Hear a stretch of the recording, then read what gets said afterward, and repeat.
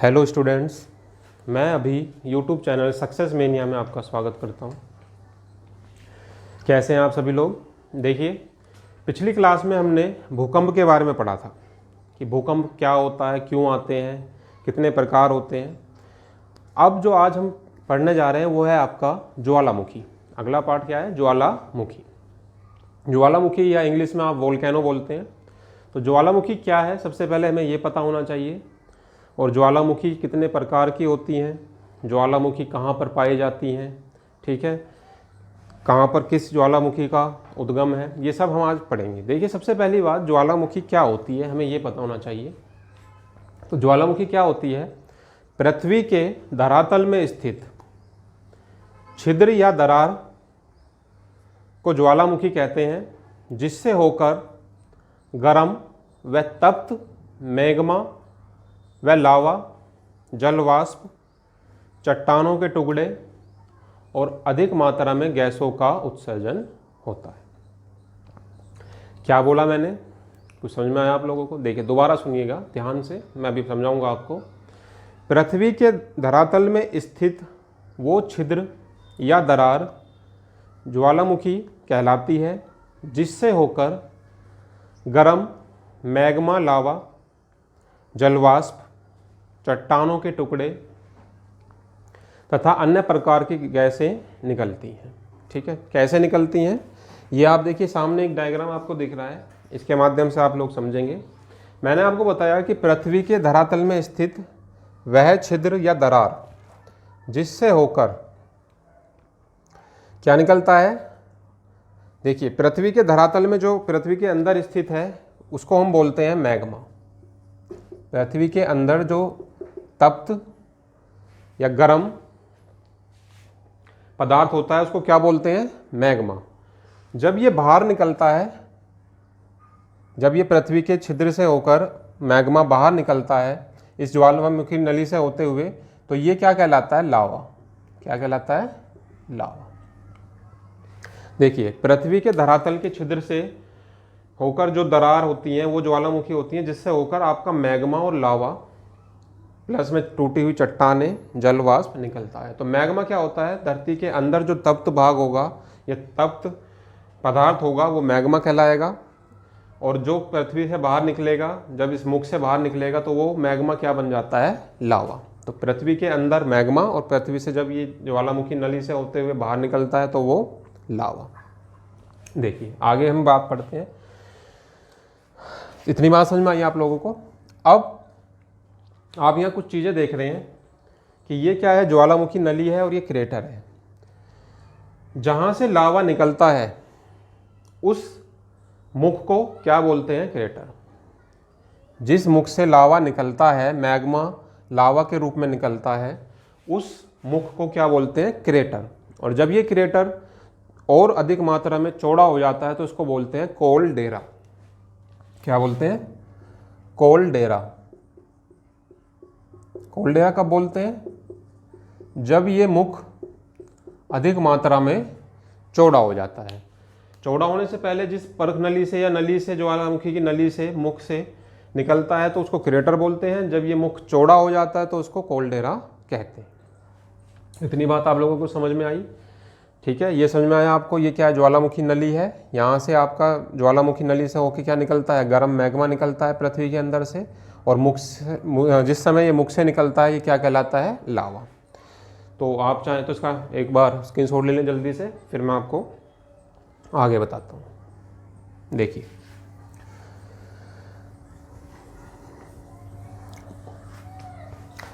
अब देखिए लावा क्या होता है। लावा के बारे में थोड़ा सा जानना है हमें। लावा, हेडिंग डालेंगे लावा।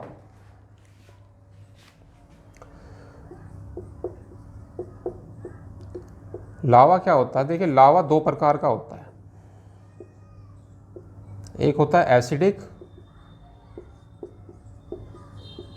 और एक होता है एल्कलाइन। हिंदी में आप इसको बोलते हैं अम्लीय और इसको बोलते हैं क्षारीय। हमारा जो लावा निकलता है वो दो प्रकार का होता है, एक तो एसिडिक होता है और एक एल्कलाइन होता है, अम्लीय और क्षारीय। अब पता कैसे चलेगा कि अम्लीय है या क्षारीय है? वो हमें इस बात से पता चलता है कि यदि सिलिकॉन की मात्रा ज़्यादा होगी, सिलिकॉन की मात्रा अधिक होगी तो लावा कैसा होगा? अम्लीय। अगर सिलिकॉन की मात्रा कम होगी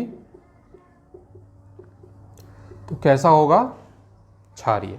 सिलिकॉन क्या होती है? धातु, जो हमने पढ़ा था क्रस्ट में, सियाल सीमा निफी में, वही सिलिकॉन है ये। सिलिकॉन की मात्रा अधिक होगी तो एसिडिक होगा, सिलिकॉन की मात्रा कम होगी तो एल्कलाइन होगा। अब देखिए, एसिडिक होने पे क्या होता है कि लावा जो होता है वो गाढ़ा होता है। कैसा होता है? गाढ़ा, थिक लावा बनेगा, बहुत ज़्यादा गाढ़ा लावा निकलेगा। और इस लावा गाढ़ा होने की वजह से पर्वतों का निर्माण होता है। किसका निर्माण होता है? पर्वतों का निर्माण, पर्वतों का निर्माण। इतनी बात समझ में आई? देखिए, सिलिकॉन की मात्रा अधिक होने के कारण लावा कैसा होगा? एसिडिक होगा, और एसिडिक होने की वजह से लावा गाढ़ा बन जाएगा, और लावा गाढ़ा होगा तो किसका निर्माण करेगा? पर्वतों का। बहुत इंपॉर्टेंट बात है आपके एग्जाम पॉइंट ऑफ व्यू से, ये आपको याद रखनी है। क्वेश्चन बन सकता है कि लावा, पर्वतों का निर्माण किस लावा द्वारा बना जाता है? तो एसिडिक लावा द्वारा, अम्लीय लावा द्वारा। या अम्लीय लावा में किसकी अधिकता होती है? सिलिकॉन की। अब सेम इसी पॉइंट पे आए, एल्कलाइन क्षारीय पे, तो आप समझ गए कि लावा जब गाढ़ा होता है मात्रा अधिक होने पे, तो यहाँ पे क्या होगा? लावा पतला होगा, और यहाँ पर्वत ना बन के पठारों का निर्माण होता है, समतल स्थानों का निर्माण होता है, पठारों का निर्माण। तो ये छोटी सी बात लावा के बारे में हमने पढ़ी कि लावा दो प्रकार का होता है, एल्कलाइन और एसिडिक। एक से पर्वतों का निर्माण होता है और दूसरे से पठारों का निर्माण होता है। बात समझ में आ गई होगी आपकी। चलिए एक बार इतनी बात आप ध्यान रखेंगे, आगे चलते हैं। उद्गम के आधार पर, उद्गम के आधार पर ज्वालामुखी जो है वो 3 भागों में विभाजित है। उद्गम मतलब निकलने के आधार पर, जिस तरीके से पृथ्वी के नीचे से लावा निकलता है मैग्मा के रूप में, तो उसके निकलने के या उसके उद्गम के आधार पर हमने अपनी ज्वालामुखी को 3 भागों में विभाजित किया है। कितने पार्ट हैं? 3 भाग हैं ज्वालामुखी के। ठीक है, 3 भाग कौन से हैं? देखिए, एक डायग्राम के माध्यम से हम समझते हैं ज्वालामुखी को। ज्वालामुखी सबसे पहली है हमारी सक्रिय ज्वालामुखी, सक्रिय ज्वालामुखी, इसको इंग्लिश में आप कहेंगे एक्टिव वोल्केनो। क्या कहेंगे बच्चों? Active volcano. दूसरा है आपका प्रसुप्त या निद्रित ज्वालामुखी, इसको इंग्लिश में बोलते हैं डोरमेंट वोल्केनो। तीसरी है हमारी मृत, ठीक है, मृत ज्वालामुखी, या शांत भी बोल सकते हैं, मृत या शांत ज्वालामुखी। इंग्लिश में इसको आप कहेंगे एक्सटिंक्ट वोल्केनो। 3 प्रकार की ज्वालामुखी होती हैं उद्गम के आधार पे। एक होती है सक्रिय, एक होती है प्रसुप्त, और तीसरी होती है मृत या शांत ज्वालामुखी। ठीक है, एक्टिव, डोरमेंट और एक्सटिंक्ट वोल्केनो। तो सबसे पहली बात कि सक्रिय ज्वालामुखी क्या होती है, इन सबको हम पढ़ेंगे। तो सबसे पहले हम पढ़ेंगे सक्रिय ज्वालामुखी के बारे में। सक्रिय ज्वालामुखी कौन सी होती हैं? वो ज्वालामुखी जिनका समय समय पर उद्गार होता रहता है, समय समय पर निकलती रहती हैं। ठीक है, उद्गार जो होता है वो समय समय पर होता रहता है। तो इस प्रकार की ज्वालामुखी क्या होंगी? सक्रिय। एक्टिव का मतलब ही क्या है? एक्टिव कोई चीज़ होना मतलब किसी चीज़ में सक्रिय रहना, और सक्रिय का मतलब होता है कि हर समय उसी चीज़ में बढ़ चढ़कर हिस्सा लेना। तो सक्रिय ज्वालामुखी अगर हम उस भाषा में बात करें तो जो समय समय पर निकलती रहती हैं वो कौन सी होती हैं, या जिनका समय समय पर उद्गार होता रहता है, वो ज्वालामुखी होती हैं सक्रिय ज्वालामुखी। ठीक है, तो सक्रिय ज्वालामुखी के बारे में कुछ और महत्वपूर्ण चीज़ें जो आपको जाननी है। देखिए, सबसे पहली हेडिंग हम डालेंगे सक्रिय ज्वालामुखी। बहुत इंपॉर्टेंट चीज़ आप पढ़ रहे हैं। देखिए यहाँ से क्वेश्चंस एग्जाम्स में आते हैं, बहुत इंपॉर्टेंट पार्ट है सक्रिय ज्वालामुखी। सक्रिय ज्वालामुखी के बारे में अगर आप पढ़ेंगे तो देखेंगे कि सक्रिय ज्वालामुखी जो है, एक्टिव ज्वालामुखी जो है, इसका उद्गार समय समय पर होता है। और ये इसमें कौन कौन सी आपकी ज्वालामुखी आती हैं ये आपको पता होना चाहिए। इटली का विसुवियस, इटली का विसुवियस, इटली का जो विसुवियस ज्वालामुखी है वो किस प्रकार का ज्वालामुखी है? वो एक सक्रिय ज्वालामुखी है। तो क्वेश्चन यहाँ से बहुत इंपॉर्टेंट आपका बनता है। दूसरी चीज, इटली का ही दूसरा ज्वालामुखी है एटना, इटली का एटना, ये भी किस प्रकार का ज्वालामुखी है? ये भी आपका सक्रिय ज्वालामुखी है। तीसरा है भूमध्य सागर का, भूमध्य सागर का स्ट्रामबोली। कौन सा है? स्ट्रामबोली। ठीक है। चौथा है आपका इक्वेडोर का, इक्वेडोर का कोटोपैक्सी, इक्वेडोर का कोटोपैक्सी। देखिए बच्चों, इटली का विसुवियस, इटली का एटना, भूमध्य सागर का स्ट्रामबोली और इक्वेडोर का कोटोपैक्सी, ये सब सक्रिय ज्वालामुखी के भाग हैं।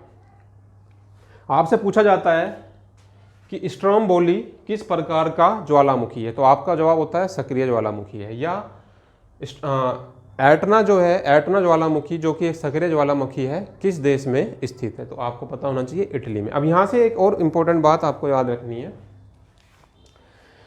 ठीक है। इक्वेडोर का जो कोटोपैक्सी है ये विश्व का या संसार का सबसे बड़ा सक्रिय ज्वालामुखी है।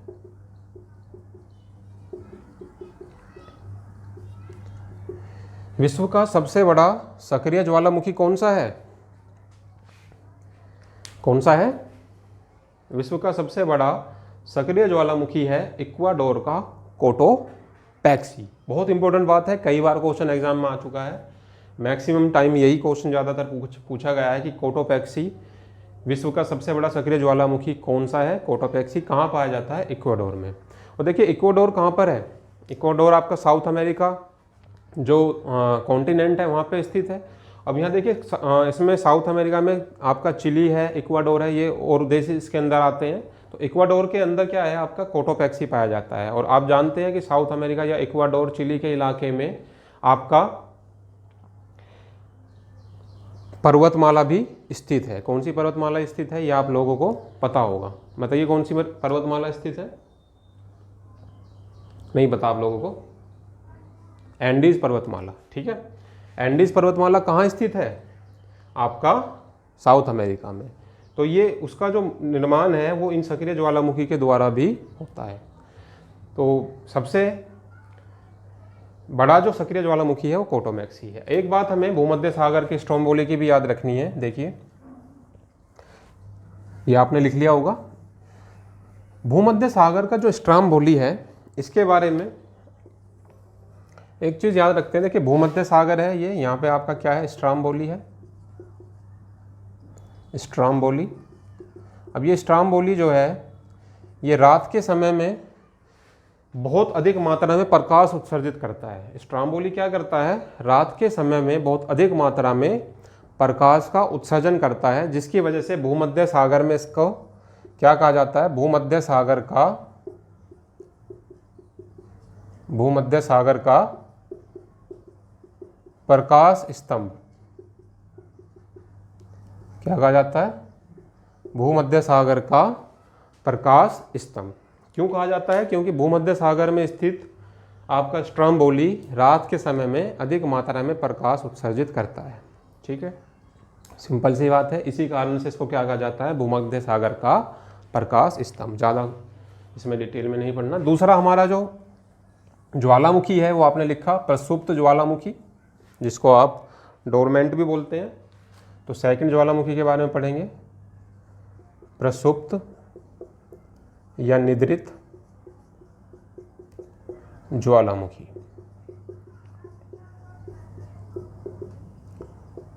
ठीक है, डोरमेंट।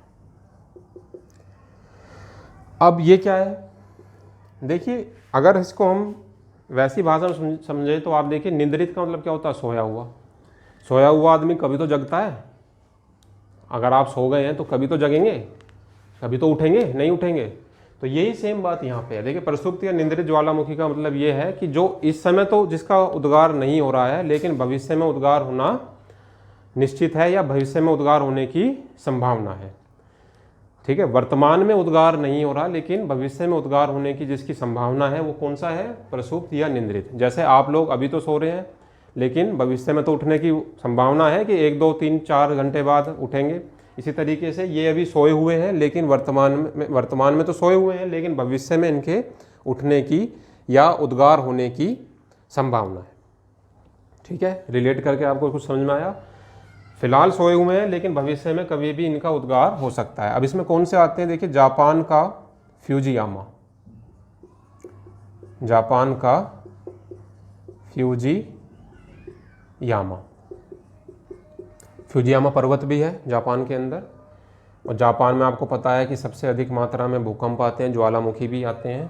क्यों आते हैं, क्योंकि वहाँ पे परिप्रशांतीय क्या है, प्लेट स्थित है। ठीक है, देखिए जापान का फ्यूजियामा। दूसरा एक और आप इंपॉर्टेंट इसमें याद रखेंगे, इंडोनेशिया का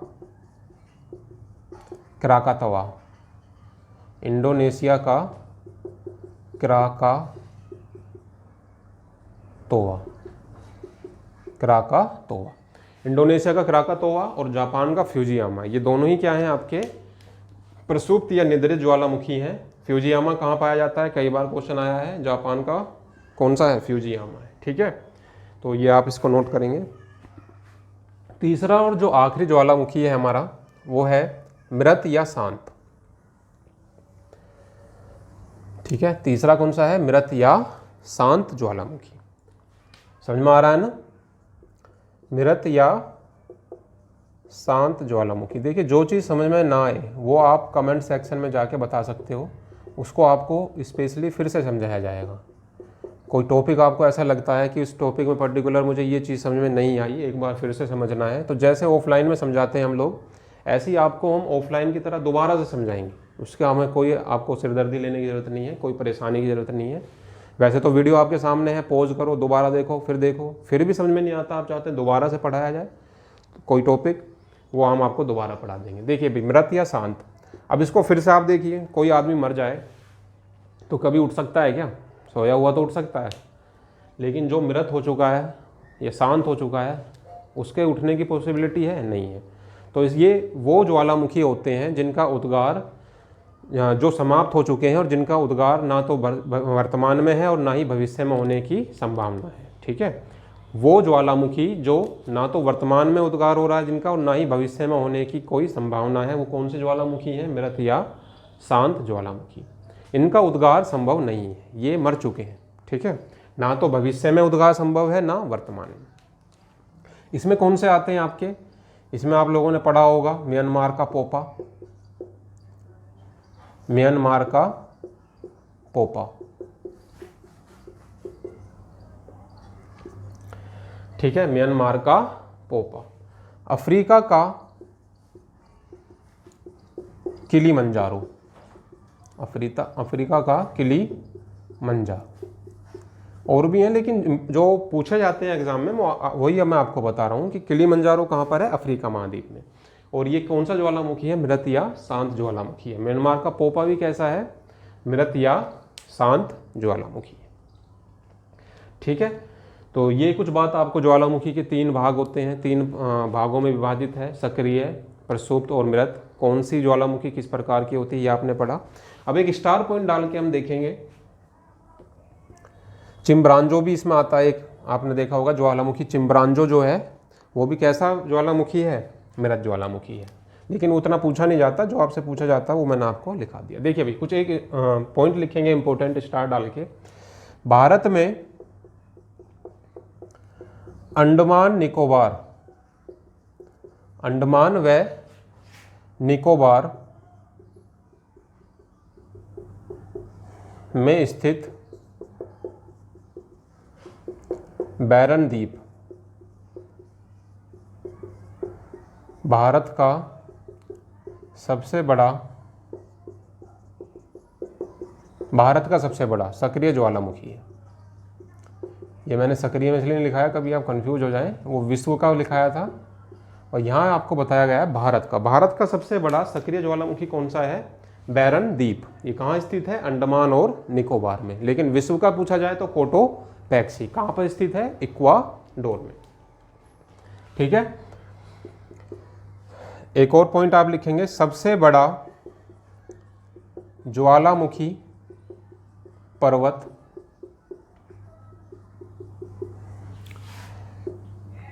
चिली का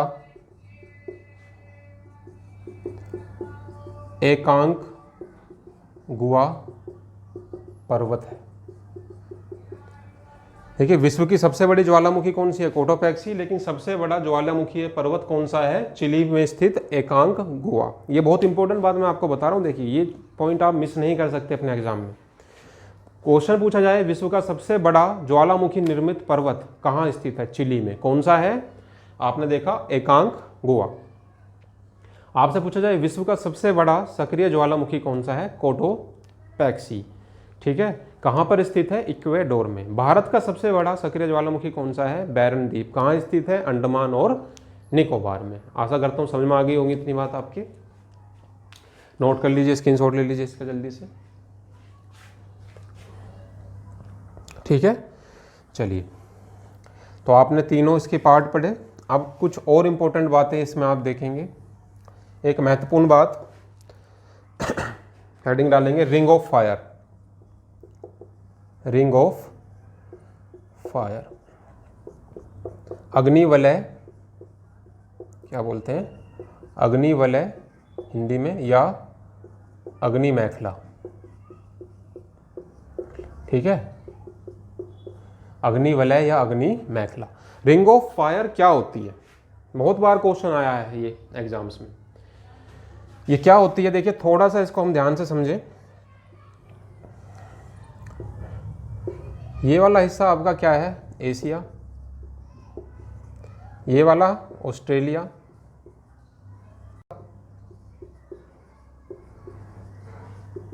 और ये south America.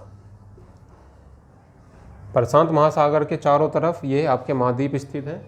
Asia, Australia, north America और साउथ अमेरिका।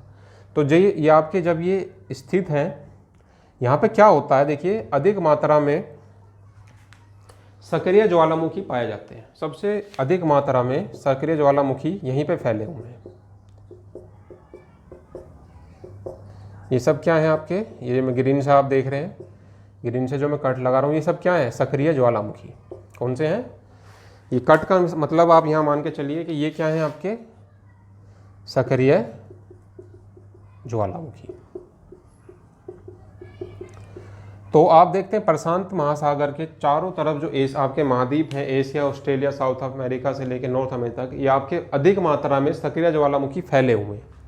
और ये सक्रिय ज्वालामुखी जो फैले हुए हैं, इनकी वजह से बहुत अधिक मात्रा में आपका क्या होता है? जब ये चारों तरफ रिंग की तरह फैले हुए हैं सक्रिय ज्वालामुखी, तो इससे क्या बनता है? एक रिंग ऑफ फायर या अग्निवलय बन जाती है। एक रिंग बन जाती है आग की या अग्नि की। ठीक है, कहाँ पे? प्रशांत महासागर में, पैसिफिक ओशियन, प्रशांत महासागर। तो प्रशांत महासागर के चारों तरफ स्थित जो हमारे महाद्वीप हैं, इन सभी में क्या होता है? सक्रिय ज्वालामुखी की अधिकता पाई जाती है, जिसकी वजह से एक रिंग बन जाती है फायर जैसी। क्योंकि यहाँ पे भाई आपके निकलते रहेंगे ज्वालामुखी, तो आग यहाँ से आग निकलती रहेंगी और ये एक रिंग के रूप में है, तो इसलिए क्या कहा जाता है इसको? अग्निवलय। तो अग्निवलय या रिंग ऑफ फायर कहाँ पाई जाती है? Pacific ocean. कहाँ पाई जाती है? पैसिफिक ओशियन में। ठीक है, रिंग ऑफ फायर, बार बार मैं बोल रहा हूँ, देखिए समझ में आ गया होगा आपको। ये सक्रिय ज्वालामुखी हैं जो आपके पैसिफिक ओशन के चारों तरफ फैली हुई हैं। इसी की वजह से इसको बोलते हैं अग्निवलय या रिंग ऑफ फायर। तो बात समझ में आ गई? इस डायग्राम को भी आप जल्दी से नोट कर लीजिए। चलिए, कुछ और महत्वपूर्ण बिंदु, ये आपने समझ लिया रिंग ऑफ फायर, ठीक है। रिंग ऑफ फायर के बारे में आपने समझ लिया, कहाँ पर मिलता है, प्रशांत महासागर में, प्रशांत महासागर में स्थित रिंग ऑफ फायर। एक और इंपॉर्टेंट बात, ऑस्ट्रेलिया जो महाद्वीप है हमारा, सॉरी ऑस्ट्रेलिया नहीं, एक और इंपॉर्टेंट बात आप याद रखेंगे कि रिंग ऑफ आपका स्ट्राम्बोली भूमध्य सागर का, उसको प्रकाश स्तंभ कहा जाता है। प्रशांत महासागर में मिलने वाले आपके जो अग्निवलय हैं वो किसके कारण है, सक्रिय ज्वालामुखी की उपस्थिति के कारण, ठीक है। तो यहाँ तक तो आपको कोई दिक्कत होगी नहीं।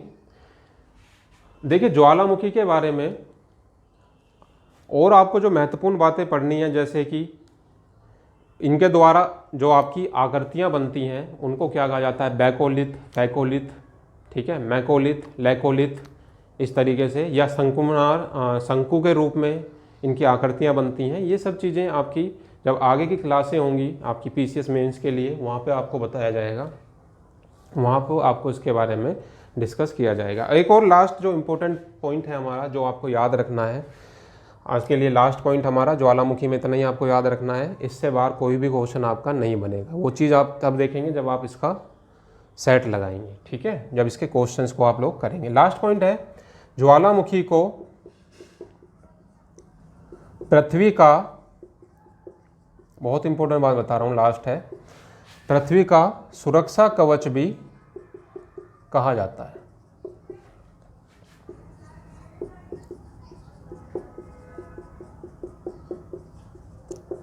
सुरक्षा कवच इंग्लिश में आप कहेंगे सेफ्टी वॉल। ज्वालामुखी जो है वो पृथ्वी का क्या है, सुरक्षा कवच है, क्योंकि सारी अंदर से जो हीट है, मैग्मा है, तप्त चीज़ें, जल वाष्प सब कुछ निकालता है। तो सुरक्षा कवच क्या है ज्वालामुखी, किसका, पृथ्वी का। पृथ्वी का सुरक्षा कवच किसको कहा जाता है, क्वेश्चन पूछा जा चुका है, ज्वालामुखी को, ठीक है। जब आपका मैग्मा या लावा निकलता है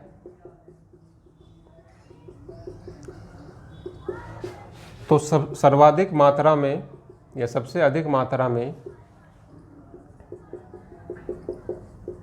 जल वाष्प निकलता है।